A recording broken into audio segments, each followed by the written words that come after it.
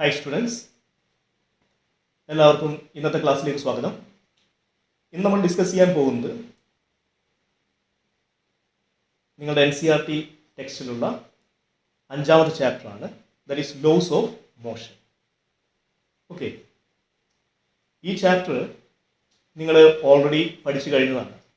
നിങ്ങളുടെ ചെറിയ ക്ലാസ്സിൽ, അതായത് 9th സ്റ്റാൻഡേർഡിൽ ലോസ് ഓഫ് മോഷൻ, അതായത് ചലന നിയമങ്ങൾ എന്നുള്ള ഒരു പാഠം നിങ്ങൾ ഓൾറെഡി പഠിച്ചു കഴിഞ്ഞിട്ടുണ്ട്. അന്ന് നിങ്ങൾ എന്തൊക്കെയാണോ പഠിച്ചത് അതുതന്നെയാണ് ഈ ചാപ്റ്ററിൽ നമുക്ക് പഠിക്കാനുള്ളത്. ഓക്കെ, കൂടാതെ അതിൻ്റെ കുറച്ച് ഹയർ ലെവൽ, അതായത് ഇതിനേക്കാൾ കുറച്ചുകൂടി ഉയർന്ന ലെവലിലുള്ള, ഉയർന്ന നിലവാരത്തിലുള്ള കുറച്ച് കാര്യങ്ങൾ നമ്മളിവിടെ കൂടുതലായിട്ട് പഠിക്കുന്നു എന്ന് മാത്രം. അതുകൊണ്ട് തന്നെ ഈ ചാപ്റ്റർ പഠിക്കാൻ വളരെ എളുപ്പമാണ്.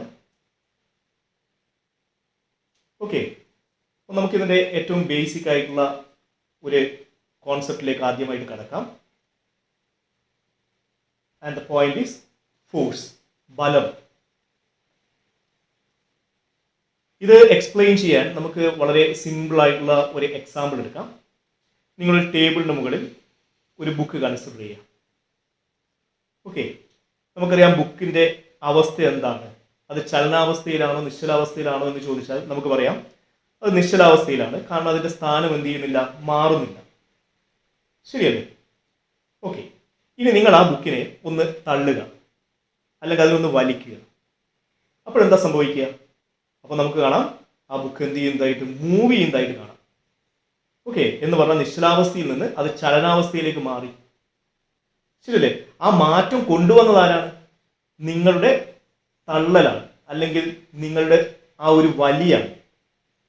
ശരിയല്ലേ? അതുകൊണ്ട് ആ തള്ളലിനെ അല്ലെങ്കിൽ ആ ഒരു വലിയെ നിങ്ങൾക്ക് എന്ത് വിളിക്കാം? ഫോഴ്സ് എന്ന് വിളിക്കാം.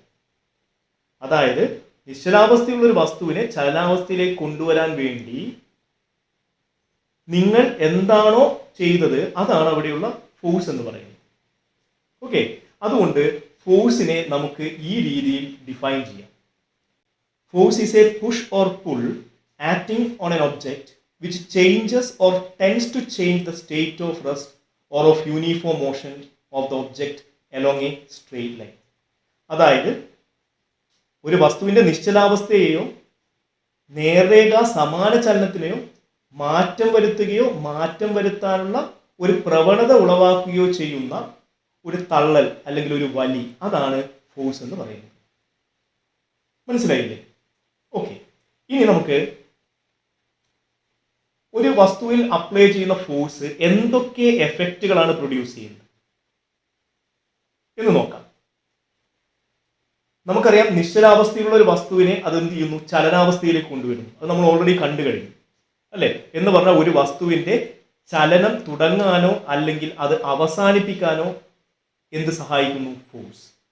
So the first effect is this one. It can start or stop the motion. Okay, ഒരു ചലനം തുടങ്ങാനോ അല്ലെങ്കിൽ അത് സ്റ്റോപ്പ് ചെയ്യാനോ സഹായിക്കുന്ന ഒന്നാണ് ഫോഴ്സ് എന്ന് പറയുന്നത്. ഓക്കെ, മറ്റൊരു കാര്യം എന്താണെന്ന് ചോദിച്ചാൽ it can change the speed of a body. ഒരു വസ്തുവിന്റെ വേഗതയ്ക്ക് മാറ്റം വരുത്താൻ സഹായിക്കുന്നു. ഉദാഹരണത്തിന് നിങ്ങളൊരു ബോള് മൂവ് ചെയ്യുന്നതായിട്ട് കൺസിഡർ ചെയ്യും. ഓക്കെ, നിങ്ങൾ എന്ത് ചെയ്യുക? ആ വസ്തു മൂവ് ചെയ്യുന്ന അതേ ദിശയിൽ ഒരു ഫോഴ്സ് അപ്ലൈ ചെയ്യുക.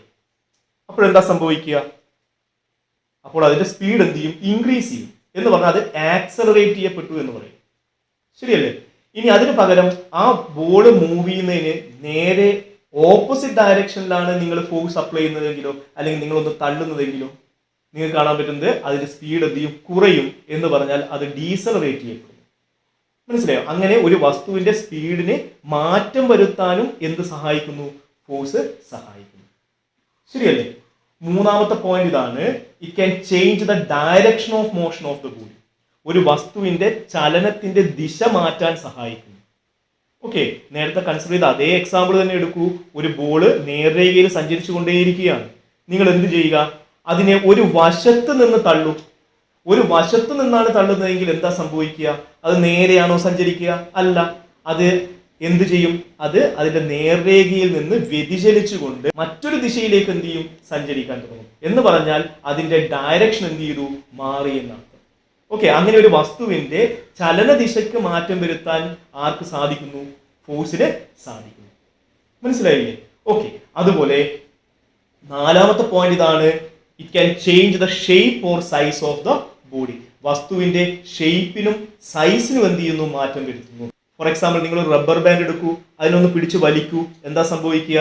അതിന്റെ നീളം കൂടുന്നതായിട്ട് കാണാം, ശരിയല്ലേ? അപ്പൊ അതിന്റെ സൈസ് മാറി എന്നർത്ഥം, നീളം മാറി. ഓക്കെ, ഇനി അതല്ല, നിങ്ങൾ ഒരു സ്കെയിൽ എടുക്കുക, ആ സ്കെയിലിനെ ചെറുതായിട്ട് രണ്ട് വശങ്ങളിൽ നിന്നും എന്ത് ചെയ്യുക? ഒന്ന് താഴോട്ടേക്ക് വലിച്ചു കഴിഞ്ഞാൽ എന്താ സംഭവിക്കുക? അതിന്റെ ഷേപ്പ് മാറുന്ന കാണാൻ പറ്റും, അല്ലെ? അങ്ങനെ ഒരു വസ്തുവിന്റെ ഷേപ്പിനും സൈസിനും മാറ്റം വരുത്താനും ഏത് സഹായിക്കുന്നു? ഫോഴ്സ് സഹായിക്കുന്നു എന്നർത്ഥം. മനസ്സിലായില്ലേ? ഓക്കെ, അപ്പോൾ ഒരു വസ്തു ചലിക്കാൻ കാരണമായിട്ടുള്ളത് എന്താണ്? ആ വസ്തുവിൽ അപ്ലൈ ചെയ്യപ്പെടുന്ന ഫോഴ്സ് ആണ്. അതുകൊണ്ട് ഈ ചാപ്റ്ററിൽ നമ്മൾ പഠിക്കുന്നത് ചലനത്തെക്കുറിച്ച് മാത്രമല്ല, ചലനത്തിനുള്ള കാരണം എന്താണ് അതിനെക്കുറിച്ചാണ് നമ്മൾ കൂടുതൽ ഡീറ്റെയിൽഡ് ആയിട്ട് പഠിക്കുന്നത്. ഓക്കെ, നിങ്ങൾ രണ്ടാമത്തെ ചാപ്റ്റർ പഠിച്ചിട്ടുണ്ടായിരുന്നു. ആ രണ്ടാമത്തെ ചാപ്റ്റർ എന്ന് പറയുന്നത് കൈനമെറ്റിക്സ് എന്ന് പറയുന്ന ബ്രാഞ്ചിലാണ് ഉൾപ്പെടുന്നത് എന്ന് പറഞ്ഞു. കാരണം അവിടെ മോഷനെ കുറിച്ച് മാത്രമാണ് പഠിക്കുന്നത്, അതിന്റെ കാരണം എന്താണ് എന്ന് നമ്മൾ അന്വേഷിക്കുന്നില്ല. പക്ഷെ ഈ ചാപ്റ്ററിൽ, അതായത് ഈ ലോസ് ഓഫ് മോഷൻ എന്ന് പറയുന്ന ചാപ്റ്ററിൽ നമ്മൾ എന്താണ് പഠിക്കുന്നത്? മോഷന് കാരണമായിട്ടുള്ളത് എന്താണോ അതിനെക്കുറിച്ചാണ് പഠിക്കുന്നത്. അതായത് വസ്തു ചലിക്കാനുള്ള കാരണമാണ് നമ്മൾ ഈ ചാപ്റ്ററിൽ കൂടുതലായിട്ട് പഠിക്കുന്നത്. So this chapter comes under the branch called dynamics. മനസ്സിലായില്ലേ?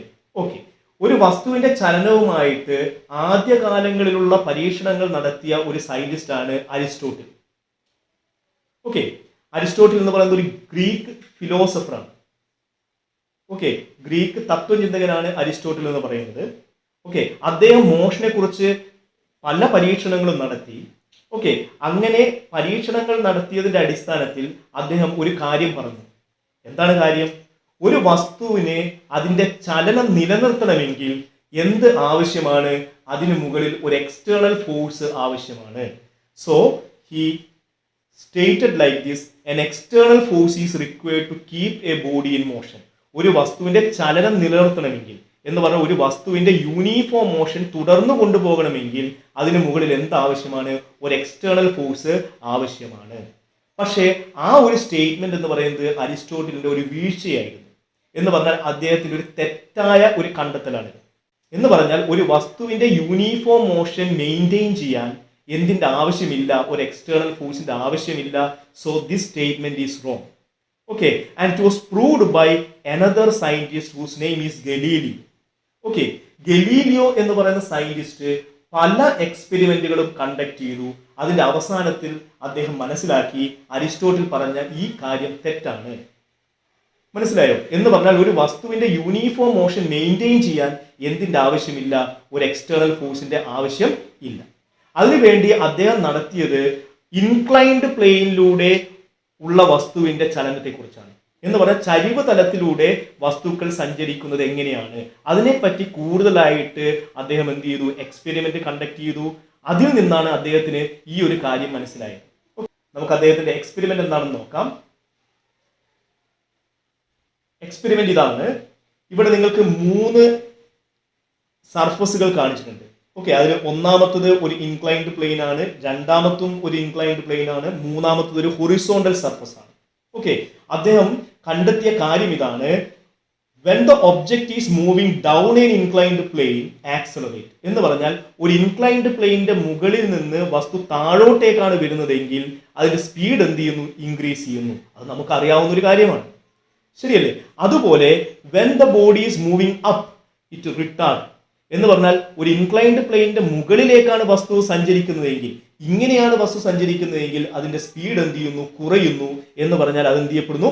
റിട്ടാർഡ് ചെയ്യപ്പെടുന്നു എന്ന് അദ്ദേഹം മനസ്സിലാക്കി. ഓക്കെ, കൂടാതെ motion on a horizontal plane is an intermediate situation. Horizontal പ്ലെയിനിലൂടെയുള്ള കേസ് നിങ്ങൾ കൺസിഡർ ചെയ്യുകയാണെങ്കിൽ നിങ്ങൾക്ക് കാണാൻ പറ്റുന്ന എന്താണ്?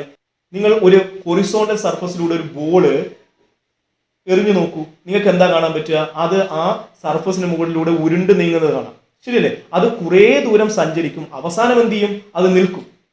അദ്ദേഹം പറഞ്ഞ കാര്യം ഇതാണ്, അത് നിൽക്കാൻ കാരണം എന്താണ്? അവിടെ ഫ്രിക്ഷൻ ഉള്ളത് കൊണ്ടാണ്. അവിടെ ഫ്രിക്ഷൻ ഇല്ലായിരുന്നുവെങ്കിൽ ആ ഹൊറിസോണ്ടൽ സർഫസിലൂടെ അത് ആക്സലറേറ്റ് ചെയ്യപ്പെടുകയോ ഡീസലറേറ്റ് ചെയ്യപ്പെടുകയോ ചെയ്യുകയില്ല. മറിച്ച് അത് എങ്ങനെയാണ് സഞ്ചരിക്കുക? കോൺസ്റ്റന്റ് വെലോസിറ്റിയിലാണ് സഞ്ചരിക്കുക. മനസ്സിലായോ? അപ്പൊ നമ്മൾ സാധാരണ കാണുന്ന ഒരു കാര്യം എന്താണ്? ഒരു ബോള് തറയിലൂടെ ഉരുണ്ട് നീങ്ങുമ്പോൾ അത് കുറച്ചു ദൂരം സഞ്ചരിക്കുമ്പോൾ അതിന്റെ സ്പീഡ് കുറഞ്ഞു കുറഞ്ഞ് അത് നിശ്ചലാവസ്ഥയിലേക്ക് വരികയും ചെയ്യും. ഓക്കെ, അതിന് കാരണം അവിടെ എന്തുള്ളത് കൊണ്ടാണ്? ഫ്രിക്ഷണൽ ഫോഴ്സ് ഉള്ളത് കൊണ്ടാണ്. ഒരു ഫ്രിക്ഷണൽ ഫോഴ്സ് ഇല്ലാത്ത ഒരു ഐഡിയൽ സിറ്റുവേഷൻ ആണ് നമ്മൾ കൺസിഡർ ചെയ്യുന്നതെങ്കിൽ അത് ഒരിക്കലും സ്റ്റോപ്പ് ചെയ്യില്ല. അത് എന്ത് ചെയ്യും? അത് കണ്ടിന്യൂസ് ആയിട്ട് മൂവ് ചെയ്യും വിത്തൗട്ട് ചേഞ്ച് ഇൻ വെലോസിറ്റി. മനസ്സിലായോ? അപ്പോൾ നിങ്ങൾക്ക് സാധാരണഗതിയിൽ ഒരു ഹൊറിസോണ്ടൽ സർഫസിലൂടെ ബോൾ മൂവ് ചെയ്യുമ്പോൾ അതിന്റെ മോഷൻ മെയിൻറ്റെയിൻ ചെയ്യാൻ നിങ്ങളൊരു എക്സ്റ്റേണൽ ഫോഴ്സ് കൊടുക്കണം. അതിന് കാരണം എന്താണ്? അവിടെ ഫ്രിക്ഷണൽ ഫോഴ്സ് ഉള്ളത് കൊണ്ടാണ്. ഫ്രിക്ഷണൽ ഫോഴ്സ് ഇല്ലായിരുന്നുവെങ്കിൽ അങ്ങനെ ഒരു ഫോഴ്സിന്റെ ആവശ്യം, അതായത് അങ്ങനെ ഒരു എക്സ്റ്റേണൽ ഫോഴ്സ് കൊടുക്കേണ്ട ആവശ്യമില്ല.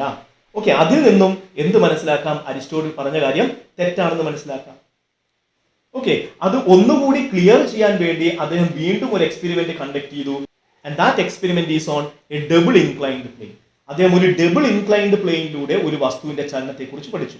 ഓക്കെ, അദ്ദേഹം ചെയ്തതാണ്, ഇതൊരു ഡബിൾ ഇൻക്ലൈൻഡ് പ്ലെയിൻ ആണ്. ഓക്കെ, അവിടെ എന്ത് ചെയ്തു? അദ്ദേഹം ഒരു ബോഡി ഇവിടെ നിന്ന് താഴോട്ടേക്ക് എന്ത് ചെയ്തു? റിലീസ് ചെയ്തു. ഓക്കെ, നിങ്ങൾ വിചാരിക്കുക, ഇത് എച്ച് ഹൈറ്റിൽ നിന്ന് എന്ത് ചെയ്തു? ഇങ്ങനെ റിലീസ് ചെയ്തു.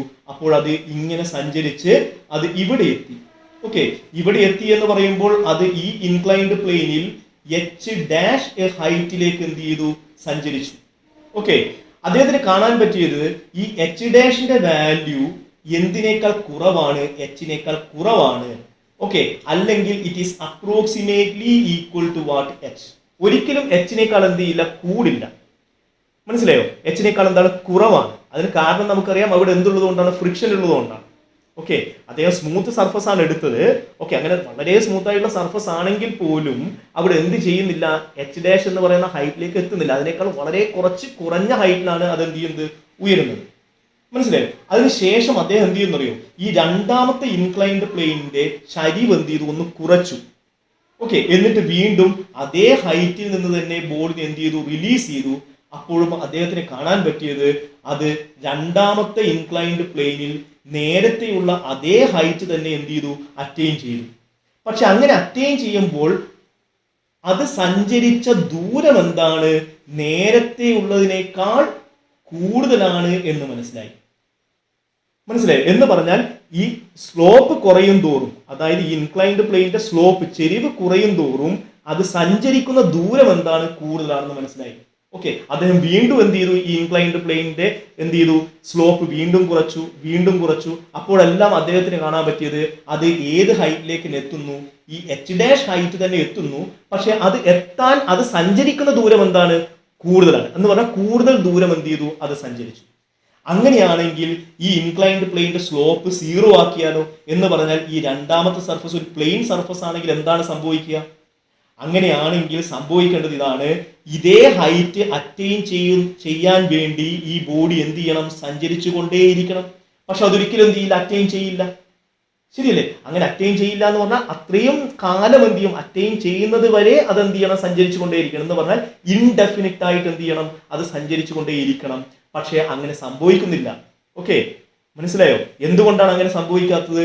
അവിടെ ഫ്രിക്ഷൻ ഉള്ളത് കൊണ്ടാണ്. ഫ്രിക്ഷൻ ഇല്ലാത്ത ഒരു ഐഡിയൽ സിറ്റുവേഷൻ ആണെങ്കിൽ, മനസ്സിലായില്ലേ, ആ ബോഡി എന്ത് ചെയ്യണം? അതേ ഹൈറ്റിൽ തന്നെ എത്താൻ വേണ്ടി സഞ്ചരിക്കും. എന്ന് പറഞ്ഞാൽ അത് ഇൻഫിനിറ്റ് ആയിട്ട് എന്ത് ചെയ്യണം? സഞ്ചരിച്ചു കൊണ്ടേയിരിക്കണം. മനസ്സിലായോ? എന്ന് പറഞ്ഞാൽ ഒരു എക്സ്റ്റേണൽ ഫോഴ്സ് ഇല്ല എങ്കിൽ ഒരു വസ്തു എന്ത് ചെയ്യും? ആ വസ്തു യൂണിഫോം മോഷനിൽ സഞ്ചരിക്കും. എന്ന് പറഞ്ഞാൽ യൂണിഫോം മോഷനിൽ സഞ്ചരിക്കാൻ എന്തിന്റെ ആവശ്യമില്ല? ഒരു എക്സ്റ്റേണൽ ഫോഴ്സിന്റെ ആവശ്യം ഇല്ല. So that's a very very important point. മനസ്സിലായില്ലേ? ഓക്കെ, അപ്പൊ ഇവിടെ നിങ്ങൾ മനസ്സിലാക്കേണ്ട കാര്യത്തിലേ ഉള്ളൂ, ഒരു വസ്തുവിന് യൂണിഫോം മോഷനിൽ സഞ്ചരിക്കാൻ എന്താവശ്യമില്ല? ഒരു എക്സ്റ്റേണൽ ഫോഴ്സിന്റെ ആവശ്യമില്ല. എന്തിനു വേണ്ടിയാണ് എക്സ്റ്റേണൽ ഫോഴ്സ് ആവശ്യമായി വരുന്നത്? ആ വസ്തുവിന്റെ മോഷൻ ചേഞ്ച് ചെയ്യാൻ വേണ്ടിയാണ്. എന്ന് പറഞ്ഞാൽ ഒരു വസ്തുവിനെ ആക്സലറേറ്റ് ചെയ്യാനോ ഡീസലറേറ്റ് ചെയ്യാനോ അല്ലെങ്കിൽ അതിന്റെ ഡയറക്ഷൻ മാറ്റാനോ വേണ്ടിയാണ് എന്തിന്റെ ആവശ്യം വരുന്നത്? ഒരു എക്സ്റ്റേണൽ ഫോഴ്സിന്റെ ആവശ്യം വരുന്നത്. മനസ്സിലായില്ലേ? ഓക്കെ, ഇനി അടുത്തതായിട്ട് നമ്മൾ ഡിസ്കസ് ചെയ്യാൻ പോകുന്നത് ഈ ഒരു എക്സ്പെരിമെന്റിൽ നിന്ന് അദ്ദേഹത്തിന് കിട്ടിയ ഒരു ഇമ്പോർട്ടന്റ് ഐഡിയ ആണ്. ആ ഐഡിയ ആണ് ഇനേർഷ്യ എന്ന് പറയുന്നത്. ഈ ഇനേർഷ്യ എന്ന് പറയുന്ന കോൺസെപ്റ്റ്, അതായത് ജഡത്വം എന്ന് പറയും. ഓക്കെ, ജഡത്വം. ഇനേർഷ്യ എന്ന് പറയുന്ന ഈ കോൺസെപ്റ്റ് ആദ്യമായിട്ട് ഇൻട്രൊഡ്യൂസ് ചെയ്ത് ഗലീലിയോ ആണ്. ഓക്കെ, എന്താണ് ഈ ഇനേർഷ്യ എന്ന് ചോദിച്ചാൽ നമുക്ക് ഇവിടുന്ന് ഒരു കാര്യം മനസ്സിലായി. എന്താണ്? ഒരു വസ്തു സഞ്ചരിച്ചു കൊണ്ടിരിക്കുകയാണെങ്കിൽ അവിടെ ഫ്രിക്ഷനോ അങ്ങനെയുള്ള യാതൊരു തരത്തിലുള്ള ഫോഴ്സും ഇല്ല എങ്കിൽ അതെന്ത് ചെയ്യും? അതുപോലെ ചലിച്ചുകൊണ്ടേയിരിക്കും. എന്ന് പറഞ്ഞാൽ യൂണിഫോം മോഷനിൽ തന്നെ ചലിച്ചുകൊണ്ടിരിക്കും. എന്ന് പറഞ്ഞാൽ ആ വസ്തുവിന് എന്ത് ചെയ്യാൻ പറ്റുന്നില്ല? അതിന്റെ ആ സ്റ്റേറ്റ് ഓഫ് മോഷനെ മാറ്റം വരുത്താൻ പറ്റുന്നില്ല, അല്ലെ? അല്ലെങ്കിൽ ആ മാറ്റം അത് ആഗ്രഹിക്കുന്നില്ല എന്നർത്ഥം. It resist the change of state, അല്ലെ? അതിന്റെ അവസ്ഥ മാറുന്നതിനെ എന്ത് ചെയ്യുന്നു? റെസിസ്റ്റ് ചെയ്യുന്നു. ഇനി നിശ്ചലാവസ്ഥയുള്ള ഒരു വസ്തു ആണെങ്കിലോ അതിനെ നമ്മൾ തൊടുന്നില്ല. ഒരു ടേബിളിന്റെ മുകളിൽ നമ്മൾ ഒരു ബുക്ക് വെച്ചു, അതിനെ നമ്മൾ തൊടുന്നതേ ഇല്ല. അങ്ങനെയാണെങ്കിൽ എന്ത് സംഭവിക്കും? അത് റെസ്റ്റിൽ തന്നെ തുടരും. ശരിയല്ലേ? ഓക്കെ, എന്ന് പറഞ്ഞാൽ എക്സ്റ്റേണൽ ഫോഴ്സ് ഇല്ല എങ്കിൽ ആ വസ്തു എന്ത് ചെയ്യും? അത് റെസ്റ്റിൽ തന്നെ തുടരാൻ വേണ്ടി ശ്രമിക്കുന്നു, അല്ലെങ്കിൽ അതിൽ നിന്ന് ഒരു മാറ്റം വരാൻ അത് ആഗ്രഹിക്കുന്നില്ല. സോ ഇനേർഷ്യ എന്താന്ന് ചോദിച്ചാൽ നിങ്ങൾക്ക് പറയാം, it means the resistance to change. Okay, മാറ്റത്തിനോടുള്ള എതിർപ്പാണ് ഇനേർഷ്യ എന്ന് പറയുന്നത്. എന്ന് പറഞ്ഞാൽ അതിൽ തന്നെ തുടരാനുള്ള ഒരു ടെൻഡൻസി. എന്ന് പറഞ്ഞാൽ റെസ്റ്റിലുള്ള ബോഡി ആണെങ്കിൽ റെസ്റ്റിൽ തന്നെ തുടരാനുള്ള ടെൻഡൻസി, അല്ലെങ്കിൽ റെസ്റ്റിന് മാറ്റം വരുത്താനുള്ള കഴിവില്ലായ്മ, അല്ലെ? ഒരു ബോഡി മൂവ് ചെയ്യുന്നു, യൂണിഫോം മോഷനിൽ സഞ്ചരിച്ചുകൊണ്ടേയിരിക്കുന്നു. ഓക്കെ, അപ്പൊ ഇനേർഷ്യ എന്ന് പറഞ്ഞാൽ എന്താണ്? അതിൽ തന്നെ തുടരാനുള്ള അതിന്റെ പ്രവണത, അതിന്റെ ടെൻഡൻസിയാണ്. അല്ലെങ്കിൽ ആ യൂണിഫോം മോഷന് മാറ്റം വരുത്താനുള്ള കഴിവില്ലായ്മ, ആ കഴിവില്ലായ്മയെ വിളിക്കുന്ന പേരാണെന്ന് inertia. So we can define inertia as the inability of the body to change its state of rest or of uniform motion along a straight line by itself. സ്വയം അതിന്റെ നിശ്ചലാവസ്ഥയ്ക്കോ സമാന ചലനത്തിനോ മാറ്റം വരുത്താനുള്ള കഴിവില്ലായ്മ, അല്ലെങ്കിൽ അതേ ചലനത്തിൽ അതേ നിശ്ചലാവസ്ഥയിൽ തുടരാനുള്ള അതിന്റെ ടെൻഡൻസി, അതാണ് ഇനേർഷ്യ എന്ന് പറയുന്നത്. And inertia is the property of the material body. ഇതെന്താണ്? വസ്തുവിന്റെ ഒരു സ്വഭാവമാണ്. Okay, and that particular property depends on the mass of the body.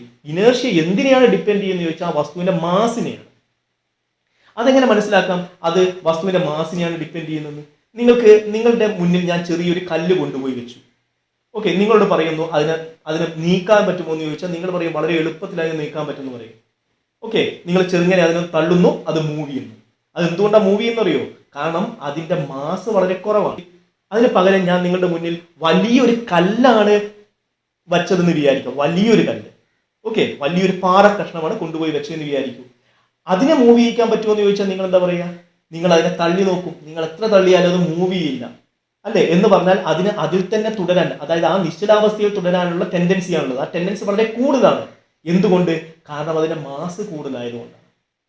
Okay, അതുകൊണ്ട് നമുക്ക് പറയാം inertia depends on the mass of the body. When the mass of the body increases, inertia increases. So that's a very important point. മനസ്സിലായില്ലേ? Okay, ഇനി എത്ര type inertia ഉണ്ട്? 3 type inertia ഉള്ളത്. ഒന്ന് inertia of rest, നിശ്ചല ജഡത്വം എന്ന് പറയും. രണ്ടാമത്തത് ഇനേർഷ്യ ഓഫ് മോഷൻ, ചലന ജഡത്വം. മൂന്നാമത്തത് ഇനേർഷ്യ ഓഫ് ഡയറക്ഷൻ, ദിശാജഡത്വം.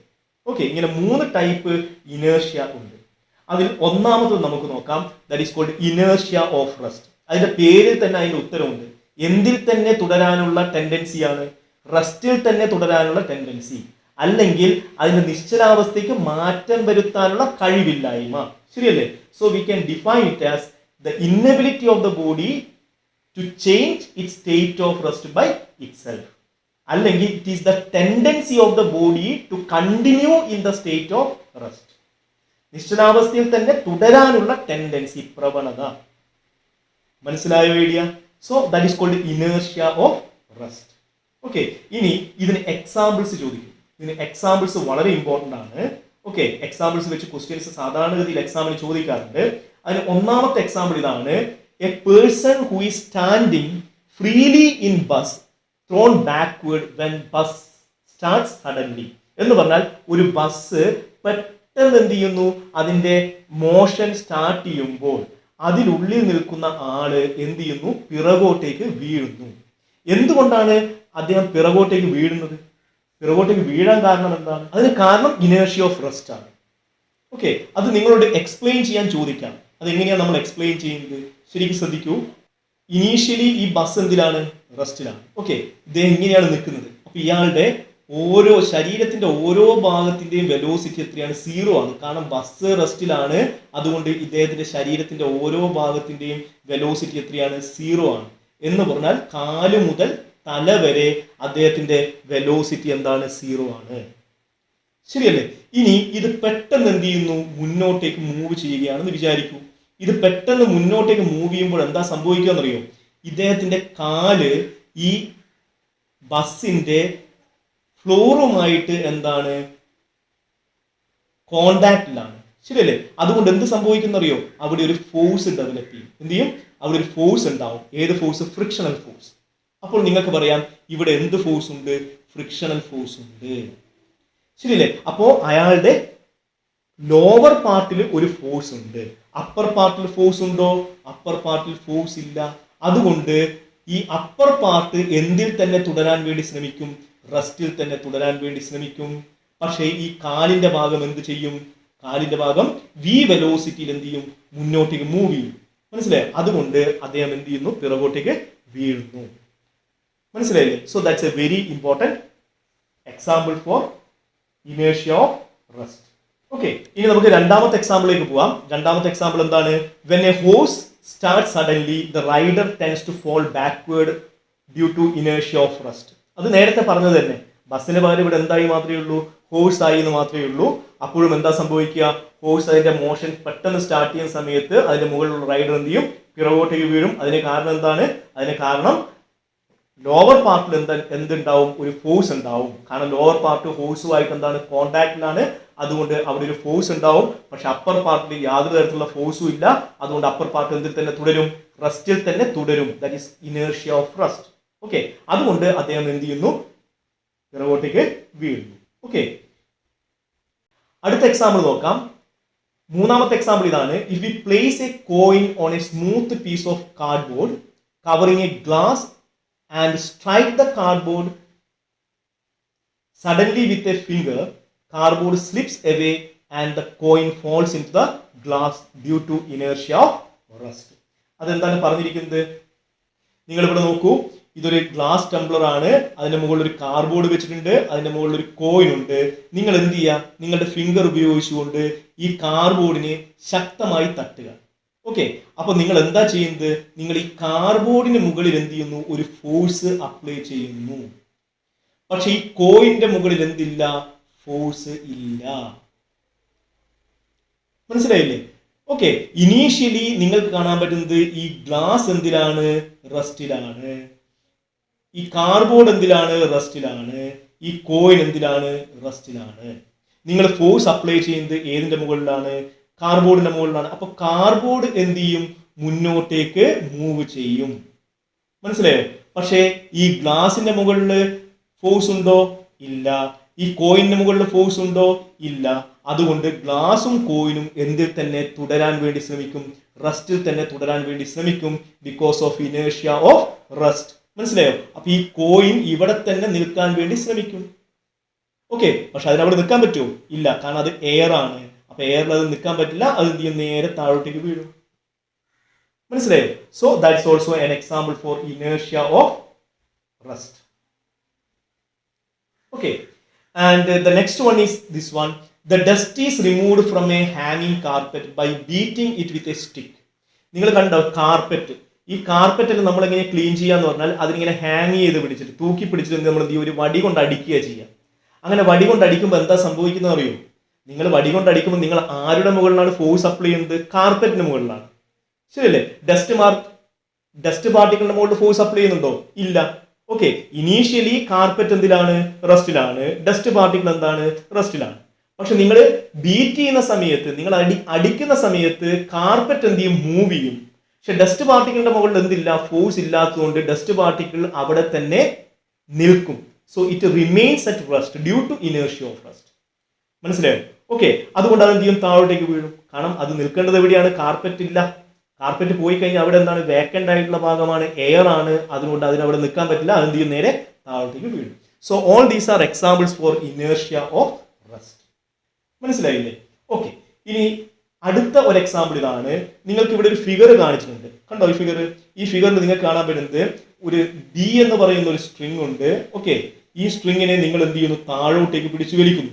ഓക്കെ, ഈ സ്ട്രിങ്ങിന്റെ മുകളിലായിട്ട് ഒരു മാസ് ഉണ്ട്, അതിന്റെ മുകളിൽ വീണ്ടും ഒരു സ്ട്രിങ് ഉണ്ട്, എ എന്ന് പറയുന്ന സ്ട്രിങ് ഉണ്ട്. അത് ഇവിടെ കണക്ട് ചെയ്തിരിക്കുന്നു, ഈ റൂഫിന്റെ മുകളിൽ കണക്ട് ചെയ്തിരിക്കുന്നു. നിങ്ങൾ എന്താ ചെയ്യുന്നത്? ഈ ബി എന്ന് പറയുന്ന സ്ട്രിങ് എന്ത് ചെയ്യുന്നു? പെട്ടെന്ന് ജെർക്ക് ചെയ്യുന്നു, അതായത് പെട്ടെന്ന് പിടിച്ചു വലിക്കുന്നു. ഓക്കെ, അങ്ങനെ പെട്ടെന്ന് പിടിച്ചു വലിക്കുന്ന സമയത്ത് നിങ്ങളോട് ചോദിക്കുന്ന ക്വസ്റ്റ്യൻ ഇതാണ്: ഈ സ്ട്രിങ്ങിന്റെ എവിടെ വെച്ചാണ് ഇത് പൊട്ടുന്നത്? എവിടെ വെച്ച് പൊട്ടും? ഓക്കെ, അതായത് ഇവിടെ വെച്ചാണോ പൊട്ടുന്നത്, ഇവിടെ വെച്ചാണോ പൊട്ടുന്നത് എന്ന് ചോദിക്കും. അതായത് എയുടെ ഭാഗമാണോ പൊട്ടുക, ബിയുടെ ഭാഗമാണോ പൊട്ടുക? എന്താണ് നിങ്ങളുടെ ആൻസർ? അപ്പൊ നിങ്ങൾ എന്താ പറയുന്നത് അറിയോ? നിങ്ങൾ വളരെ പെട്ടെന്നാണ്, സഡൻ ആയിട്ടാണ് ഇത് ജെർക്ക് ചെയ്യുന്നത് എങ്കിൽ, മനസ്സിലായോ? സഡൻ ആയിട്ടാണ് ഈ ജെർക്ക് ചെയ്യുന്നത് എങ്കിൽ നിങ്ങൾക്ക് കാണാൻ പറ്റും ഈ മാസിന്റെ മുകളിലല്ല നിങ്ങൾ ഫോഴ്സ് അപ്ലൈ ചെയ്യുന്നത്, ഈ സ്ട്രിങ്ങിന്റെ മുകളിലാണ് ഫോഴ്സ് അപ്ലൈ ചെയ്യുന്നത്. അതുകൊണ്ട് ഈ മാസ് എന്തിൽ തന്നെ തുടരാൻ വേണ്ടി ശ്രമിക്കും? റെസ്റ്റിൽ തന്നെ തുടരാൻ വേണ്ടി ശ്രമിക്കും. മനസ്സിലായി? ഈ മാസ് എന്ത് ചെയ്യും? റെസ്റ്റിൽ തന്നെ തുടരാൻ വേണ്ടി ശ്രമിക്കും. അപ്പോൾ ഈ ബി എന്ന് പറയുന്ന ഈ സ്ട്രിങ്ങിന്റെ മുകളിലാണ് ടെൻഷൻ ഉണ്ടാവുന്നത്. അതുകൊണ്ട് ഈ ഭാഗം എന്ത് ചെയ്യും? ബ്രേക്ക് ചെയ്യും. എങ്ങനെയാണ് നിങ്ങൾ എങ്ങനെയാണ് ഇതിനെ വലിക്കുന്നതെങ്കിൽ? സഡൻ ആയിട്ടാണ് ഇതിനെ വലിക്കുന്നതെങ്കിൽ. ഓക്കെ, നേരെ മറിച്ച് ഇതിനെ വളരെ സ്റ്റഡി ആയിട്ടാണ്. രണ്ടാമത്തെ ഭാഗം നോക്കൂ, ഒന്നാമത്തെ ഭാഗം തന്നിരിക്കുന്നത് സഡൻ ആയിട്ടാണ് ജെർക്ക് ചെയ്യുന്നത്. അങ്ങനെയാണെങ്കിൽ നിങ്ങൾ കാണാൻ പറ്റുന്നത് എന്തിന്റെ റെസ്റ്റ് കാരണം? നിങ്ങൾ ഫോഴ്സ് അപ്ലൈ ചെയ്യുന്നത് ബി എന്ന് പറയുന്ന സ്ട്രിങ്ങിലാണ്. ഓക്കെ, എം എന്ന് പറയുന്ന മാസിന്റെ മുകളിൽ ഫോഴ്സ് അപ്ലൈ ചെയ്യുന്നില്ല. അതുകൊണ്ട് അത് എന്തിൽ തന്നെ തുടരുന്നു? റെസ്റ്റിൽ തന്നെ തുടരുന്നു. ഓക്കെ, അതുകൊണ്ട് ഈ ബി എന്ന് പറയുന്ന ഈ സ്ട്രിങ്ങിൽ ഉണ്ടാവുന്ന ടെൻഷൻ എവിടത്തേക്ക് എത്തുന്നില്ല? എ എന്ന് പറയുന്ന സ്ട്രിങ്ങിലേക്ക് എത്തുന്നില്ല. ഓക്കെ, അതുകൊണ്ട് അത് എവിടെ വെച്ച് ബ്രേക്ക് ചെയ്യുന്നു? ബി എന്ന് പറയുന്ന ഈ പോയിന്റിൽ വെച്ച് തന്നെ ബ്രേക്ക് ചെയ്യും. ഓക്കെ, നേരെ മറിച്ച് നിങ്ങൾ ബി എന്ന് പറയുന്ന സ്ട്രിങ്ങിൽ നിങ്ങൾ എങ്ങനെയാണ് പുള്ളി ചെയ്യുന്നത്, എങ്ങനെയാണ് വലിക്കുന്നത്? സ്റ്റഡി ആയിട്ടാണ് വലിക്കുന്നത്. മെല്ലെ ഇങ്ങനെ വലിച്ചുകൊണ്ടേയിരിക്കുക, തുടർച്ചയായി ഇങ്ങനെ വലിച്ചു, സഡൻ ആയിട്ടല്ല, തുടർച്ചയായിട്ടാണ് വലിക്കുന്നതെങ്കിൽ നിങ്ങൾ കാണാൻ പറ്റുന്നത് ഈ ഫോഴ്സ്, നിങ്ങൾ അപ്ലൈ ചെയ്യുന്ന ഫോഴ്സ് എന്ത് ചെയ്യും? ബി എന്ന് പറയുന്ന സ്ട്രിങ്ങിലൂടെ, മാസിലൂടെ എങ്ങോട്ടേക്ക് എത്തുന്നു? എ എന്ന് പറയുന്ന സ്ട്രിങ്ങിലേക്ക് എന്ത് ചെയ്യുന്നു? ട്രാൻസ്മിറ്റ് ചെയ്യപ്പെടും. മനസ്സിലായോ? അങ്ങനെ ട്രാൻസ്മിറ്റ് ചെയ്യപ്പെടുന്നതുകൊണ്ട് അത് എവിടെ വെച്ചാണ് ബ്രേക്ക് ചെയ്യുന്നത്? എ എന്ന് പറയുന്ന ഈ പോയിന്റിൽ വെച്ച് എന്ത് ചെയ്യും? ബ്രേക്ക് ചെയ്യും. മനസ്സിലായില്ലേ? കാരണം എ എന്ന് പറയുന്ന പോയിന്റിലുള്ള എന്താണ് ടെൻഷൻ എന്ന് പറയുന്നത് ബി എന്ന് പറയുന്ന പോയിന്റിലുള്ള ടെൻഷനേക്കാൾ കൂടുതലാണ്. മനസ്സിലായി? കാരണം നിങ്ങൾ ഇവിടെ പിടിച്ചു വലിക്കുന്ന സമയത്ത് ഈ സ്ട്രിങ്ങിന്റെ മുകളിൽ ഈ പിടിച്ചു വലിക്കുന്നത് കൊണ്ടുണ്ടാവുന്ന എന്ത് മാത്രമേ ഉള്ളൂ? ടെൻഷൻ മാത്രമേ ഉള്ളൂ. പക്ഷെ ഇവിടെ ഏതൊക്കെ ടെൻഷൻ ഉണ്ടാവും? ഇവിടെ നിങ്ങൾ കൊടുക്കുന്ന ഈ പിടിച്ചു വലിക്കുന്നത് കൊണ്ടുള്ള ഒരു ടെൻഷൻ ഉണ്ടാവും.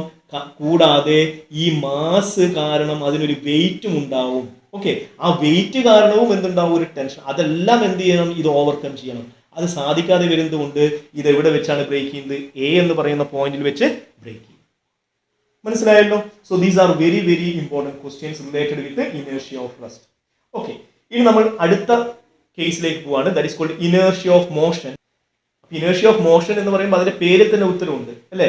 എന്താണ് ഇനേർഷ്യ ഓഫ് മോഷൻ എന്ന് പറഞ്ഞാൽ? ഒരു വസ്തുവിന്റെ അതിന്റെ ചലനത്തെ മാറ്റം വരുത്താനുള്ള കഴിവില്ലായ്മ, അല്ലെങ്കിൽ അതേ ചലനത്തിൽ തന്നെ തുടരാനുള്ള ടെൻഡൻസി.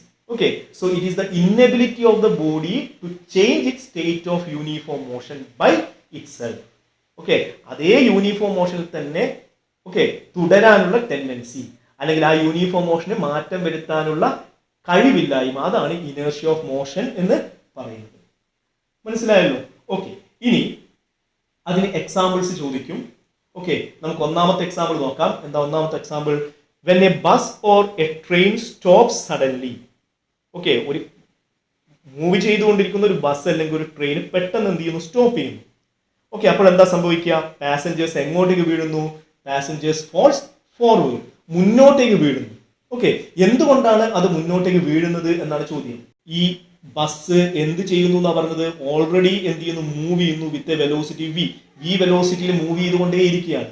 അപ്പോൾ നിങ്ങൾക്ക് പറയാം ഇയാളുടെ തല മുതൽ, അല്ലെ, മുകൾ ഭാഗം മുതൽ, അപ്പർ പാർട്ട് മുതൽ ലോവർ പാർട്ട് വരെയുള്ള എല്ലാ ഭാഗവും എന്ത് ചെയ്യുന്നു? ബസിന്റെ കൂടെ അതേ വെലോസിറ്റിയിൽ എന്ത് ചെയ്യുകയാണ്? സഞ്ചരിച്ചു കൊണ്ടേയിരിക്കുകയാണ്. അയാളുടെ എല്ലാ ഭാഗവും ഒരേ വെലോസിറ്റിയിൽ സഞ്ചരിച്ചു കൊണ്ടേയിരിക്കുകയാണ്.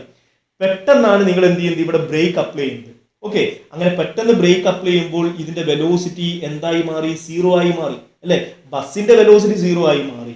അതുകൊണ്ട് എന്ത് സംഭവിക്കുന്നറിയോ, ഇയാളുടെ ലോവർ പാർട്ട് എവിടെ കോണ്ടാക്റ്റിലാണ് ഉള്ളത്, ബസ്സിന്റെ മുകളിൽ കോണ്ടാക്റ്റിലാണ് ഉള്ളത് അല്ലെ. അതുകൊണ്ട് ബസ് പെട്ടെന്ന് സ്റ്റോപ്പ് ചെയ്യുമ്പോൾ എന്ത് സംഭവിക്കും, ഈ ലോവർ പാർട്ടിൽ എന്ത് ആക്ട് ചെയ്യപ്പെടും, ഫ്രിക്ഷണൽ ഫോഴ്സ് ആക്ട് ചെയ്യപ്പെടും. ഓക്കെ, അപ്പൊ ഇങ്ങോട്ടേക്ക് ഫ്രിക്ഷണൽ ഫോഴ്സ് ആക്ട് ചെയ്യപ്പെടും. എന്നിട്ട് ഈ ലോവർ പാർട്ടിന്റെ വെലോസിറ്റി എന്താവും, 0 ആയി മാറും. എന്ന് പറഞ്ഞാൽ ലോവർ പാർട്ട് ബസ്സിന്റെ അതേ വെലോസിറ്റിയിലേക്ക് എത്തും, എന്ന് പറഞ്ഞാൽ നിശ്ചലാവസ്ഥയിലേക്ക് എത്തും. പക്ഷേ അയാളുടെ മുകൾ ഭാഗത്ത് ഫോഴ്സ് ഉണ്ടോ, ഇല്ല. അപ്പൊ മുകൾ ഭാഗം എന്ത് ചെയ്യും, ഫോഴ്സ് ഇല്ലെങ്കിൽ നേരത്തെ എന്ത് മോഷനിലാണുള്ളത്, അതേ നേരത്തെ എന്ത് അവസ്ഥയിലാണുള്ളത് അതേ അവസ്ഥയിൽ തന്നെ തുടരും. നേരത്തെ എന്ത് അവസ്ഥയിലാണുള്ളത്, അത് മോഷനിലാണുള്ളത്. അതുകൊണ്ട് അത് മോഷനിൽ തന്നെ കണ്ടിന്യൂ ചെയ്യും, because of inertia of motion. അതുകൊണ്ട് അയാൾ എങ്ങോട്ടേക്ക് വീഴുന്നു, മുന്നോട്ടേക്ക് വീഴുന്നു. So this also a very very important example. Okay, നമുക്ക് രണ്ടാമത്തെ എക്സാമ്പിളിലേക്ക് പോവാം. രണ്ടാമത്തെ എക്സാമ്പിൾ എന്താ പറഞ്ഞിരിക്കുന്നത്, a person jumping out of a moving train may fall forward. അതായത് മൂവ് ചെയ്തുകൊണ്ടിരിക്കുന്ന ഒരു ട്രെയിനിൽ നിന്ന് ഒരാൾ പുറത്തേക്ക് ജമ്പ് ചെയ്യുന്നു. അങ്ങനെയാണെങ്കിൽ അയാൾ എങ്ങോട്ടേക്ക് വീഴും, മുന്നോട്ടേക്ക് വീഴും. എന്തുകൊണ്ടാണെന്നറിയോ, കാരണം മൂവ് ചെയ്തുകൊണ്ടിരിക്കുന്ന ട്രെയിനാണ്. അപ്പോൾ നിങ്ങൾക്ക് പറയാം അയാളുടെ ശരീരത്തിന്റെ എല്ലാ ഭാഗവും ട്രെയിനിന്റെ അതേ വെലോസിറ്റി ആണുള്ളത് അല്ലെ. അയാൾ പെട്ടെന്ന് ജമ്പ് ചെയ്തു. ജമ്പ് ചെയ്യുമ്പോൾ അയാളുടെ കാല് എവിടെ തട്ടുന്നു, ഗ്രൗണ്ടിൽ തട്ടുന്നു അല്ലെ. ശരിയല്ലേ, ഗ്രൗണ്ടിൽ തട്ടുന്നു. ഗ്രൗണ്ടിൽ തട്ടുമ്പോൾ എന്ത് സംഭവിക്കും, അയാളുടെ ലോവർ പാർട്ട് എന്ന് പറഞ്ഞാൽ അയാളുടെ കാലുകളുടെ മുകളിൽ ഫോഴ്സ് ആക്ട് ചെയ്യപ്പെടും. ആ ഫോഴ്സ് കാരണം ലോവർ പാർട്ട് എന്തിൽ വരും, റെസ്റ്റിൽ വരും. കാരണം അവിടെ ഫോഴ്സ് ഉണ്ട്, കോണ്ടാക്ട് കാരണം അവിടെ ഫോഴ്സ് ഉണ്ട്. പക്ഷെ അപ്പർ പാർട്ടിൽ ഫോഴ്സ് ഉണ്ടോ, ഇല്ല. അതുകൊണ്ട് അതെന്ത് ചെയ്യും, അത് നേരത്തെ ഏതവസ്ഥയിലാണോ അതേ അവസ്ഥയിൽ തന്നെ തുടരാൻ വേണ്ടി ശ്രമിക്കും. നേരത്തെ ഏതവസ്ഥയിലാണ്, മോഷനിലാണ്. അതുകൊണ്ട് അത് മോഷനിൽ തന്നെ കണ്ടിന്യൂ ചെയ്യും, because of inertia of motion. അതുകൊണ്ട് അയാൾ എങ്ങോട്ടേക്ക് വീഴുന്നു, ഹി വിൽ ഫോൾ ഫോർവേഡ്. മനസ്സിലായില്ലേ? So that's also a very important question. മൂന്നാമത്തത് എന്താണ്, an athlete runs a certain distance before taking a long jump. അത് നിങ്ങൾ കണ്ടിട്ടുണ്ടാവും അല്ലേ, ലോങ് ജമ്പ് എടുക്കുന്ന അത്ലറ്റ് എല്ലപ്പോഴും എന്ത് ചെയ്യും, കുറച്ചു ദൂരം ഓടി വന്നതിന് ശേഷമാണ് ജമ്പ് ചെയ്യുന്നത്. മനസ്സിലായി? എന്തുകൊണ്ട്? അതിന് കാരണം അയാൾ എന്ത് യൂട്ടിലൈസ് ചെയ്യുന്നു, അയാളുടെ ഇനേർഷ്യ ഓഫ് മോഷൻ യൂട്ടിലൈസ് ചെയ്യുന്നു. മനസ്സിലായോ? കാരണം അയാൾ റൺ ചെയ്യുന്ന സമയത്ത് അയാൾക്കൊരു വെലോസിറ്റി ഉണ്ടാവും, ശരിയല്ലേ? ആ വെലോസിറ്റി എന്ത് ചെയ്യുന്നു, അയാൾ ജമ്പ് ചെയ്യുന്ന സമയത്ത് ആ വെലോസിറ്റി കൂടിയും അയാളുടെ മുകളിൽ എന്ത് ചെയ്യപ്പെടുന്നു, ആഡ് ചെയ്യപ്പെടുന്നു. അതുകൊണ്ട് അയാൾക്ക് കൂടുതൽ ദൂരം എന്ത് ചെയ്യാൻ പറ്റും, ജമ്പ് ചെയ്യാൻ പറ്റും. That is exactly because of inertia of motion. Okay, that's also a very important example. ഇനി നമുക്ക് അടുത്ത കേസിലേക്ക് പോവാം. That is called inertia of direction. എന്താണ് ഇനേർഷ്യ ഓഫ് ഡയറക്ഷൻ എന്ന് പറഞ്ഞാൽ? അതായത് ദിശയ്ക്ക് മാറ്റം വരുത്താനുള്ള കഴിവില്ലായ്മ എന്ന് പറഞ്ഞാൽ ഒരേ ദിശയിൽ തന്നെ സഞ്ചരിക്കാനുള്ള tendency. Okay, so it is the inability of the body to change its direction by itself, or it is the tendency of a body to continue in the same direction. മനസ്സിലായോ? ഇനി അതിന് എക്സാമ്പിൾസ് ഏതൊക്കെയാണെന്ന് നോക്കാം. അതിന് examples ഏതാണ്? ഒന്നാമത്തത്, when a stone tied to one end of a string is whirled and the string breaks suddenly. എന്ന് പറഞ്ഞാൽ നിങ്ങൾ ഒരു കല്ല് ഒരു ചടിൽ കെട്ടിയിട്ട് അതിനെ എന്ത് ചെയ്യുക, ഇങ്ങനെ ചുഴറ്റുക, വട്ടത്തിൽ ഇങ്ങനെ ചുഴറ്റുന്നു. ഓക്കെ, ഇനി വട്ടത്തിൽ എന്ത് ചെയ്യുന്നു, വൃത്താകൃതിയിൽ എന്ത് ചെയ്യുന്നു, ചുറ്റുന്നു. അങ്ങനെ ചുറ്റുന്ന സമയത്ത് ആ സ്ട്രിങ് പെട്ടെന്ന് എന്ത് ചെയ്യുന്നു, ബ്രേക്ക് ചെയ്യുന്നു. പെട്ടെന്ന് ബ്രേക്ക് ചെയ്താൽ എന്താ സംഭവിക്കുമെന്ന് അറിയോ? അതെന്ത് ചെയ്യും, നിങ്ങൾ കാണാൻ പറ്റുന്നത് ഇങ്ങനെയാണെന്ന് വിചാരിക്കൂ. ഇതൊരു സ്ട്രിങ് ആണ്, ഇവിടെ ഒരു സ്റ്റോൺ ഉണ്ട്. ഇതിനെ നിങ്ങൾ ഇങ്ങനെ എന്ത് ചെയ്യുന്നു, ഒരു സർക്കുലാർ പാത്തിലൂടെ ഇങ്ങനെ കറക്കുകയാണ്. ഓക്കെ, ഇങ്ങനെ കറക്കുമ്പോൾ ഇവിടെ പെട്ടെന്ന് എന്ത് ചെയ്തു, ഇവിടെ വെച്ച് ആ സ്ട്രിങ് എന്ത് ചെയ്തു, ബ്രേക്ക് ചെയ്തു. അങ്ങനെ ബ്രേക്ക് ചെയ്താൽ എന്താ സംഭവിക്കുമെന്ന് അറിയോ? ആ ബ്രേക്ക് ചെയ്താൽ നിങ്ങൾ കാണാൻ പറ്റുന്നത് അത് ഇങ്ങനെ എന്ത് ചെയ്യും, പുറത്തേക്ക് തെറിച്ചു പോകും. എങ്ങനെയാണ് തെറിച്ചു പോകുന്നത്? ഇങ്ങനെയല്ല തെറിച്ചു പോകുന്നത്. എങ്ങനെയാണ്? ഇങ്ങനെയാണ് തെറിച്ചു പോകുന്നത്. എന്ന് പറഞ്ഞാൽ എലോങ് ദ ടാൻജന്റിലൂടെ എന്ത് ചെയ്യുന്നു, അത് തെറിച്ചു പോകുന്നു. കാരണം എന്തുകൊണ്ടാണ്? കാരണം ഈ ഒരു പോയിന്റിൽ അതിന്റെ മുകളിലുള്ള ഫോഴ്സ് എത്രയാണ്? 0 ആണ്. ഈ പോയിന്റിൽ എത്തുമ്പോൾ അത് എങ്ങോട്ടേക്കാണ് പോകേണ്ടത്? ഇങ്ങോട്ടേക്കാണ് പോകേണ്ടത്, ശരിയല്ലേ? ഇങ്ങോട്ടേക്കാണ് പോകേണ്ടത്. അതുകൊണ്ട് എന്ത് ചെയ്യും, അത് അതേ ദിശയിൽ തന്നെ തുടരുന്നു. അതുകൊണ്ട് എന്ത് ചെയ്യുന്നു, അത് ടാൻജൻഷ്യൽ ആയിട്ട് എന്ത് ചെയ്യുന്നു, തെറിച്ചു പോകുന്നു. So that's a very important example for inertia of direction. വേറൊരു എക്സാമ്പിൾ ഇതാണ്, the rotating wheel of any vehicle throw out mud tangentially due to inertia of direction. നിങ്ങൾ കണ്ടിട്ടുണ്ടാവും, നല്ല മഴയുള്ള സമയത്ത് വെഹിക്കിൾസിന്റെ ടയറിലെല്ലാം പറ്റിപ്പിടിച്ചിരിക്കുന്ന ചെളി എന്താ ചെയ്യുന്നത്, എങ്ങോട്ടേക്കാണ് തെറിച്ചു പോകുന്നത്? ടാൻജൻഷ്യൽ ആയിട്ടാണ് തെറിച്ചു പോകുന്നത്. എന്തുകൊണ്ട്? Because of inertia of direction. മനസ്സിലായില്ലേ? അതുപോലെ വേറൊരു എക്സാമ്പിൾ എന്താണ്, when A car moves round A curve suddenly the person sitting inside the car thrown outwards. നിങ്ങൾക്ക് കാണാൻ പറ്റുന്നു, നിങ്ങൾ എന്ത് ചെയ്യുന്നു, ഒരു കാർ ഇങ്ങനെ ഡ്രൈവ് ചെയ്യാണ്, നിങ്ങളുടെ തൊട്ടടുത്ത് തന്നെ നിങ്ങളുടെ ഒരു ഫ്രണ്ട് ഇരിക്കുന്നുണ്ട്, നിങ്ങൾ എന്ത് ചെയ്യുന്നു, പെട്ടെന്ന് എന്ത് ചെയ്യുന്നു, ഒരു വളവിലൂടെ പോവാന്ന് വിചാരിച്ചു, ഒരു കേർവ്ഡ് പാത്തിലൂടെ പോവാന്ന് വിചാരിച്ചു, പെട്ടെന്ന് വളയുകയാണെങ്കിൽ എന്താ സംഭവിക്കുക? അയാൾ പുറത്തേക്ക് തെറിച്ചു പോകും. പക്ഷെ തെറിച്ചു പോയില്ല, കാരണം എന്ത് ചെയ്യും, അയാൾ ഈ സൈഡ് ഡോറിൽ ഇങ്ങനെ പ്രസ് ചെയ്ത് നിൽക്കും. മനസ്സിലായി? എന്തുകൊണ്ടാണ്? Because of inertia of direction. മനസ്സിലായില്ലേ? അതുപോലെ വേറൊരു കാര്യം കൂടി ഞാൻ പറയാം. സാധാരണ ഇതിൽ മുയലിനെ ഈ ചെന്നായ്ക്കൾ പിടിക്കാൻ പോകുന്ന സമയത്ത് മുയൽ എങ്ങനെയാ പോകുന്നത്? നേരെയാണോ പോകുന്നത്? അല്ല, അത് ഒരു സിക്സാഗ് പാത്തിലൂടെയാണ് മൂവ് ചെയ്യുക. എന്തുകൊണ്ടാണ് സിക്സാഗ് പാത്തിലൂടെ മൂവ് ചെയ്യുന്നത്? കാരണം ഈ പുറകെ വരുന്ന ഈ നായയുടെ മാസ് വളരെ കൂടുതലാണ്. അതിന്റെ മാസ് വളരെ കൂടുതലായതുകൊണ്ട് അതിന് പെട്ടെന്ന് എന്ത് ചെയ്യില്ല, അതിന്റെ ഡയറക്ഷൻ മാറ്റാൻ പറ്റില്ല. എന്ന് പറഞ്ഞാൽ അതിന് ഇനേർഷ്യ ഉണ്ട്. മനസ്സിലായി? ആ ഇനേർഷ്യ മുതലാക്കിക്കൊണ്ടാണ് ഈ മുയൽ എന്ത് ചെയ്യുന്നത്, അവിടുന്ന് രക്ഷപ്പെടുന്നത്. മനസ്സിലായിരുന്നു? So that's also a very important example for what? Inertia of direction. അതുപോലെ ചിലപ്പോൾ ചോദിക്കും, ആന കുത്താൻ വന്നാലും ചെയ്യാന്നുള്ളത്. ആന നിങ്ങളുടെ പിറകെ ഓടുന്നു കുത്താൻ വേണ്ടി, നിങ്ങൾ എന്താ ചെയ്യുക? നിങ്ങൾ നേരെ ഓടാൻ പാടില്ല, നിങ്ങൾ വളഞ്ഞു ഓടണം. കാരണം എന്തുകൊണ്ടാ? ആനയുടെ മാസ് വളരെ കൂടുതലാണ് അല്ലേ?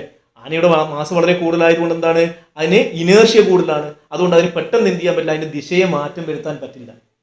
മനസ്സിലായി? അപ്പൊ അങ്ങനെയുള്ള ക്വസ്റ്റ്യൻസ് എല്ലാം ചോദിക്കും. So all these are example for inertia of direction. മനസ്സിലായല്ലോ? ഓക്കെ, ഇനി നമുക്ക് അടുത്ത പോയിന്റിലേക്ക് പോവാം. This is a very important point, that is called linear momentum.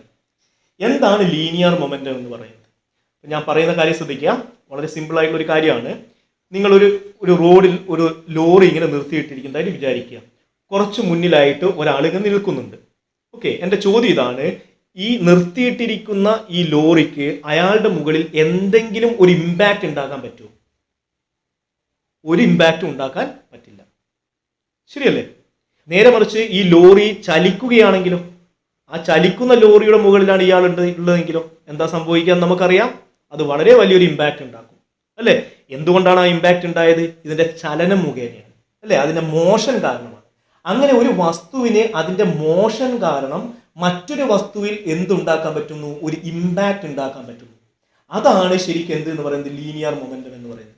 So linear momentum is exactly the impact produced by one body on the other because of its motion. ഒരു വസ്തുവിന് അതിന്റെ ചലനം കാരണം മറ്റൊരു വസ്തുവിൽ ഉണ്ടാക്കാൻ പറ്റുന്ന ഇമ്പാക്റ്റ് ആണ് ലീനിയർ മൊമെന്റം എന്ന് പറയുന്നത്. So we can define linear momentum as the quantity of motion contained in a body. അതുകൊണ്ട് നമുക്ക് ഇതിനെ എങ്ങനെ ഡിഫൈൻ ചെയ്യാം? Quantity of motion contained in A body. മനസ്സിലായോ? ഇനി ഇതെങ്ങനെയാണ് മെഷർ ചെയ്യുന്നതെന്ന് ചോദിച്ചാൽ, it is measured as the product of the mass of the body and it's velocity.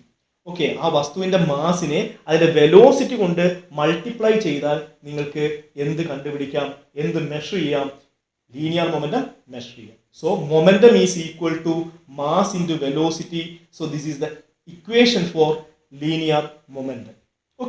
And momentum is represented by the letter P, and mass is represented by m, and velocity is represented by v.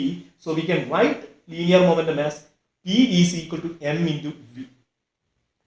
നിങ്ങൾ ഈ equation നോക്കിയാൽ നിങ്ങൾക്ക് കാണാൻ പറ്റുന്നത് ഇവിടെ ഒരു vector sign കാണിച്ചിട്ടുണ്ട് അല്ലേ? P vector is equal to m into v vector എന്ന് എഴുതിയത്. എന്ന് പറഞ്ഞാൽ മൊമെന്റം എന്ന് പറയുന്നത് എന്ത് ക്വാണ്ടിറ്റിയാണ്? It is a vector quantity. മനസ്സിലായോ? ഇനി അതിന്റെ ഡയറക്ഷൻ എങ്ങോട്ടേക്കാണെന്ന് ചോദിച്ചാൽ നിങ്ങൾക്ക് പറയാം P is equal to m into v ആണ്. ഇവിടെ മാസ് എന്ന് പറയുന്നത് സ്കേലാർ ക്വാണ്ടിറ്റി ആണ്, വെലോസിറ്റി എന്ന് പറയുന്നത് വെക്ടർ ക്വാണ്ടിറ്റി ആണ്. അതുകൊണ്ട് മൊമെന്റം വെക്ടർ ആവാൻ കാരണം വെലോസിറ്റി വെക്ടർ ആയതുകൊണ്ടാണ് അല്ലേ? അതുകൊണ്ട് മൊമെന്റത്തിന്റെ ഡയറക്ഷൻ ഏതിന്റെ ഡയറക്ഷൻ ആണ്? വെലോസിറ്റിയുടെ ഡയറക്ഷൻ ആണ്. So the direction of momentum is in the direction of motion of the body, that is in the direction of velocity of the body. മനസ്സിലായില്ലേ? ഇനി ഒരു കാര്യം കൂടി ശ്രദ്ധിക്കുക, P is equal to M into V ആണ്. അതുകൊണ്ട് momentum രണ്ട് കാര്യങ്ങളെ ഡിപ്പെൻഡ് ചെയ്യുന്നു എന്ന് പറയാം. എന്തൊക്കെയാണ് രണ്ട് കാര്യങ്ങൾ? ഒന്ന് മാസിനെ ഡിപ്പെൻഡ് ചെയ്യുന്നു. എങ്ങനെ? Momentum is directly proportional to the mass of the body and momentum is directly proportional to velocity. Mass കൂടുന്തോറും മൊമെന്റം കൂടുന്നു, വെലോസിറ്റി കൂടുന്തോറും മൊമെന്റം എന്ത് ചെയ്യുന്നു? കൂടുന്നു. മനസ്സിലായില്ലേ? ഇനി ഇതിന്റെ എസ് ഐ യൂണിറ്റ് എന്താണെന്ന് ചോദിക്കും. എസ് ഐ യൂണിറ്റ് എന്താണ്? മാസിന്റെ യൂണിറ്റ് കിലോഗ്രാം ആണെന്ന് നമുക്കറിയാം. Velocity unit metre per second ആണ്. So the S I unit of momentum is kilogram metre per second. Okay, അല്ലെങ്കിൽ ന്യൂട്ടൺ സെക്കൻഡ് എന്ന് പറയും. ഓക്കെ, ഇനി ഈ ലീനിയർ മൊമെന്റവുമായി ബന്ധപ്പെട്ട ചില കേസുകൾ കൂടി നമുക്ക് പഠിക്കേണ്ടതായിട്ടുണ്ട്. അത് സാധാരണഗതിയിൽ ചോദ്യങ്ങൾ ചോദിക്കുന്നതാണ്. ഈ കേസുകളിൽ നിന്ന് ചില ചോദ്യങ്ങൾ എക്സാമിൽ ചോദിക്കാറുണ്ട്. നമുക്ക് നോക്കാം. ഒന്നാമത്തെ കേസ് ഇതാണ്. If two objects of different masses have the same momentum then the lighter body possess greater velocity. എന്താ പറയുന്നത്? ഡിഫറെന്റ് മാസുകളുള്ള, അല്ലെ, ഡിഫറെന്റ് മാസുകളുള്ള ഓക്കെ സെയിം മൊമെന്റം ഉള്ള രണ്ട് വസ്തുക്കൾ. ഓക്കെ, അപ്പൊ സെയിം മൊമെന്റം ഉള്ള ഡിഫറെന്റ് മാസുകളുള്ള വസ്തുക്കളാണെങ്കിൽ ഓക്കെ അതിലാർക്കാണ് വെലോസിറ്റി കൂടുതൽ എന്ന് പറഞ്ഞാൽ ഒരു കാറും ഒരു ലോറിയും ഓക്കെ രണ്ടിന്റെയും മൊമെന്റം എന്താണ്? സെയിം ആണ്. അങ്ങനെയാണെങ്കിൽ അതിൽ ആരുടെ വെലോസിറ്റിയാണ് കൂടുതൽ? കാറിന്റെ വെലോസിറ്റി ആണോ ലോറിയുടെ വെലോസിറ്റി ആണോ കൂടുതൽ എന്ന് ചോദിക്കും. ഓക്കെ, അപ്പൊ ആൻസർ എന്താണ്? The lighter body possess greater velocity. Lighter body എന്ന് പറഞ്ഞാൽ കാറും ലോറിയോ ആണ് എടുക്കുന്നതെങ്കിൽ കാറാണ് ലൈറ്റർ ബോഡി, ഭാരം കുറഞ്ഞ വസ്തു അല്ലെ. അതുകൊണ്ട് കാറിന്റെ വെലോസിറ്റിയാണ് കൂടുതൽ. അതെങ്ങനെ മനസ്സിലായി? അത് വളരെ എളുപ്പമാണ്. നമുക്ക് മൊമെന്റത്തിന്റെ ഇക്വേഷൻ അറിയാം. P is equal to M into V ആണ്. ശരിയല്ലേ? ഇവിടെ എന്താണ് സെയിം? എന്ത് സെയിം ആണ്? മൊമെന്റം സെയിം ആണ് അല്ലെ. P is a constant. P എന്ന് പറയുന്നത് കോൺസ്റ്റന്റ് ആണ്. അതുകൊണ്ട് നമുക്ക് ഇതിനെ മാറ്റി എഴുതാം. എങ്ങനെ? M into V is equal to P എന്നതിന് പകരം M into V is equal to constant എന്ന് എഴുതാം. ശരിയല്ലേ? എന്ന് പറഞ്ഞാൽ വെലോസിറ്റി എന്തിന് ഇൻവേഴ്സ്ലി പ്രൊപ്പോർഷണൽ ആണ്? മാസിന് ഇൻവേഴ്സ്ലി പ്രൊപ്പോർഷണൽ ആണ്. എന്ന് പറഞ്ഞാൽ മാസ് കൂടുമ്പോൾ എന്ത് സംഭവിക്കുന്നു? വെലോസിറ്റി കുറയുന്നു എന്നർത്ഥം അല്ലെ. മാസ് കൂടുതലുള്ളതിന്റെ വെലോസിറ്റി കുറവായിരിക്കും. മനസ്സിലായി? അപ്പൊ ഒരേ മൊമെന്റം ആണെങ്കിൽ മാസ് കുറഞ്ഞ വസ്തുവിന്റെ വെലോസിറ്റി ആണ് കൂടുതൽ, മാസ് കൂടിയ വസ്തുവിന്റെ വെലോസിറ്റി കുറവാണ്. മനസ്സിലായില്ലേ? ഇനി നിങ്ങളോട് ഇതിന്റെ ഗ്രാഫ് വരക്കാൻ പറഞ്ഞാലോ? ഇതിന്റെ ഗ്രാഫ് വരക്കാൻ പറഞ്ഞാൽ നിങ്ങൾക്ക് പറയാം velocity inversely proportional to mass ആണ്. അതുകൊണ്ട് മാസ് കൂടുന്തോറും വെലോസിറ്റി കുറയുന്നു. So the graph is like this. So this is a very important question. അപ്പൊ ഈ ഗ്രാഫ് വരക്കാൻ ചോദിക്കാം. അതുപോലെ വെലോസിറ്റിയുടെ റേഷ്യോ കണ്ടുപിടിക്കാൻ ചോദിക്കാം. രണ്ട് വസ്തുക്കൾ തരുന്നു, രണ്ടിന്റെ മാസ് തരുന്നു, മൊമെന്റം സെയിം ആണെന്ന് പറയുന്നു. സോ വാട്ട് ഈസ് v1/v2 എന്ന് ചോദിക്കാം. അങ്ങനെയാണെങ്കിൽ v പ്രൊപ്പോർഷണൽ ടു 1/m ആയതുകൊണ്ട് v1/v2 ഈസ് ഈക്വൽ ടു എന്ത് എഴുതാം? m2 divide by m1 because it is inversely proportional. ശരിയല്ലേ? ഓക്കെ, ഇനി രണ്ടാമത്തെ കേസിലേക്ക് പോവാം. രണ്ടാമത്തെ കേസ് ഇതാണ്. If two objects of same masses travelling with different velocities okay എന്ന് പറഞ്ഞാൽ ഒരേ മാസുകളുള്ള രണ്ട് വസ്തുക്കൾ എങ്ങനെ സഞ്ചരിക്കുന്നു? ഡിഫറെന്റ് വെലോസിറ്റി, വ്യത്യസ്ത വെലോസിറ്റിയിൽ സഞ്ചരിക്കുന്നു. അങ്ങനെയാണെങ്കിൽ ഇതിൽ ആരുടെ മൊമെന്റമാണ് കൂടുതൽ എന്ന് ചോദിക്കും. ആരുടെ മൊമെന്റമാണ് കൂടുതൽ? ആൻസർ എന്താണ്? Body with greater velocity possess greater momentum. Velocity കൂടിയ വസ്തുവിന്റെ മൊമെന്റം കൂടുതലായിരിക്കും, വെലോസിറ്റി കുറഞ്ഞ വസ്തുവിന്റെ മൊമെന്റം കുറവായിരിക്കും. എങ്ങനെയാണെങ്കിൽ ഒരേ മാസുള്ള വസ്തുക്കൾ ഡിഫറെന്റ് വെലോസിറ്റിയിലാണ് സഞ്ചരിക്കുന്നത്. അത് കണ്ടുപിടിക്കാൻ ബുദ്ധിമുട്ടൊന്നുമില്ല. ഈ ആൻസർ എങ്ങനെയാണ് കിട്ടിയത് ഇത്രയേ ഉള്ളൂ. മൊമെന്റത്തിന്റെ ഇക്വേഷൻ എടുക്കുക. P is equal to m v. കാരണം മാസും വെലോസിറ്റിയും തന്നിട്ട് മൊമെന്റവുമായി ബന്ധപ്പെട്ട ക്വസ്റ്റൻ ആണ്. അതുകൊണ്ട് p is equal to m v. മൊമെന്റത്തിന്റെ ഇക്വേഷൻ എടുക്കുക അല്ലേ. അപ്പൊ ഇവിടെയുള്ള കേസിൽ എന്ത് സെയിം ആണ്? മാസ് സെയിം ആണ്. Mass is a constant. അപ്പൊ ഇവിടെയുള്ള കേസിൽ ഈ മാസ് എന്താണ്? കോൺസ്റ്റന്റ് ആണ്. അതുകൊണ്ട് നമുക്ക് ഇതിനെ എങ്ങനെ എഴുതാം? പി പ്രൊപ്പോർഷണൽ ടു വി എന്ന് എഴുതാം. പി പ്രൊപ്പോർഷണൽ ടു വി എന്ന് പറഞ്ഞാൽ വെലോസിറ്റി കൂടുമ്പോൾ എന്ത് ചെയ്യുന്നു? മൊമെന്റം കൂടുന്നു. അതുകൊണ്ട് higher the velocity higher will be the momentum, lower velocity lower will be the momentum. മനസ്സിലായോ? ഇനി ഇതിന്റെ ഗ്രാഫ് വരക്കാൻ പറഞ്ഞാലോ? അപ്പൊ മാസ് കോൺസ്റ്റന്റ് ആണ് എങ്കിൽ മൊമെന്റവും വെലോസിറ്റിയും തമ്മിലുള്ള ഗ്രാഫ് എങ്ങനെയാണ്? when the velocity increases momentum increases, so it is a straight line. മനസ്സിലായില്ലേ? അതുപോലെ ഇവിടെ റേഷ്യോ ഓഫ് മൊമെന്റം ആണ് കാണാൻ പറഞ്ഞതെങ്കിലോ? ഒരേ മാസ്സുള്ള രണ്ട് വസ്തുക്കൾ, ഒന്നിന്റെ വെലോസിറ്റി v1, രണ്ടാമത്തെ velocity v2, then what is the ratio of momentum എന്നാണ് ചോദിച്ചതെങ്കിൽ we can write p1 by p2 is equal to v1 by v2 because momentum is directly proportional to velocity. ശരിയല്ലേ? ഇനി മൂന്നാമത്തെ ക്വസ്റ്റ്യൻ നോക്കാം. എന്താണ് മൂന്നാമത്തെ case? if two objects of different masses, ശരിക്കും ശ്രദ്ധിക്കുക, if two objects of different masses, വ്യത്യസ്ത മാസുകളിലുള്ള രണ്ട് വസ്തുക്കൾ എങ്ങനെ സഞ്ചരിക്കുന്നു? മൂവിങ് വിത്ത് സെയിം വെലോസിറ്റി, ഒരേ വെലോസിറ്റിയിൽ സഞ്ചരിക്കുന്നു. ഓക്കെ, അങ്ങനെ ഒരേ വെലോസിറ്റിയിൽ സഞ്ചരിക്കുകയാണെങ്കിൽ ആരുടെ മൊമെന്റമാണ് കൂടുതൽ? ഓക്കെ, ഇവിടെ ആൻസർ എന്താണ്? Heavier body. ഹെവിയർ ബോഡിയുടെ മൊമെന്റമാണ് കൂടുതൽ. മനസ്സിലായോ? അതെങ്ങനെ കണ്ടുപിടിക്കും? ക്വസ്റ്റ്യൻ എന്താണ്? മാസും വെലോസിറ്റിയും തന്ന് മൊമെന്റവുമായി കണക്ട് ചെയ്യുന്ന ക്വസ്റ്റ്യൻ ആണ്. അപ്പോൾ നിങ്ങൾ മൊമെന്റത്തിന്റെ ഇക്വേഷൻ എടുക്കുക, P is equal to mv. ഇവിടെ ആരാണ് കോൺസ്റ്റന്റ്?